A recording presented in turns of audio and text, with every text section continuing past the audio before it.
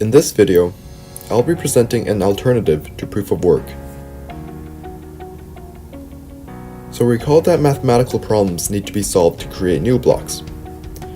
And whoever solves the problem or finds a nonce first gets to create the new block.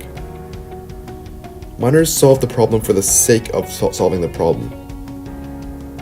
So an immense amount of energy is wasted every time we solve for a new block. This bar graph shows that one Bitcoin transaction consumes over 4 times more energy than 100,000 Visa transactions. So Bitcoin transactions are over 400,000 times more expensive than Visa transactions. And this is not including transaction fees imposed by miners. So one Bitcoin transaction consumes as much energy as your house does in an entire week. Now that's crazy. Okay, so we warm up the Earth a little bit. What's the big deal? I'm kidding, it's a huge deal. But there's more.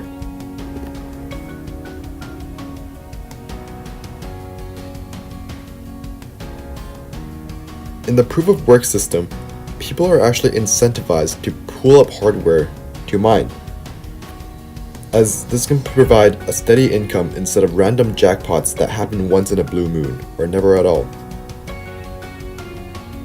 And although unlikely, attacks theoretically become cheaper and cheaper, since buying computers in bulk gets cheaper and cheaper. This all leads up to a lot more centralization, which goes contrary to the principles of blockchain. And this centralization increases the risk of a 51% attack.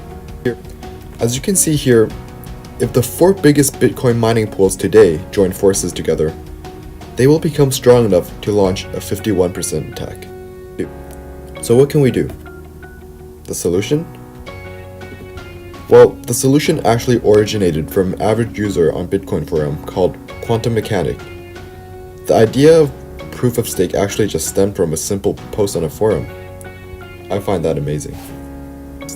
So in proof of stake, instead of having miners race to find a block by solving mathematical puzzles, proof of stake assigns validators to commit new blocks.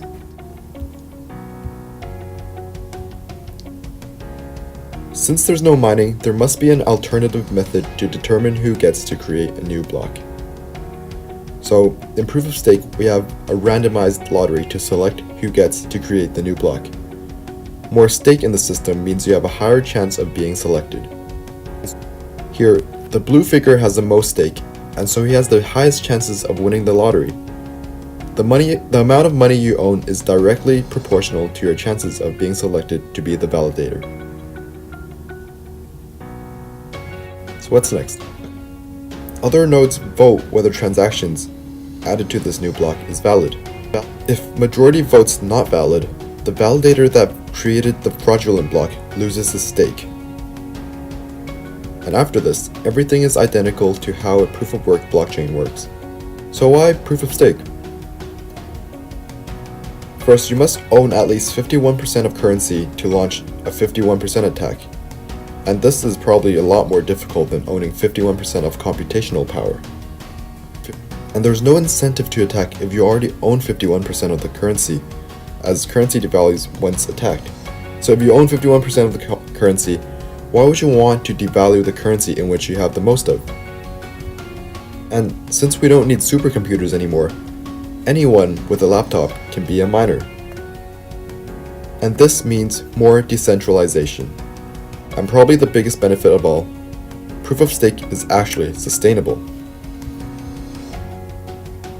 So to summarize, proof of stake is hard to attack, more decentralized, and a lot more environmentally friendly.